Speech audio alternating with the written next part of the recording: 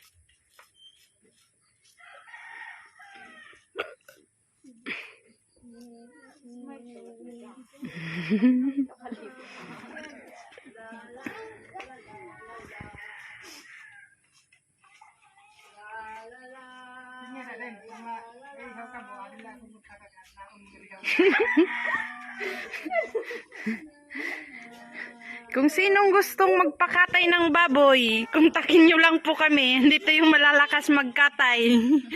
Ayan. Ayan yung malalakas magkatay. Yun yung leader nila. Ito yung 2 assistant nila.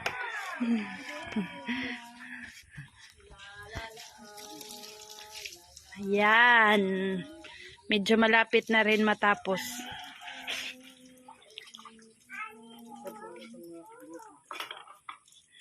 Ayan.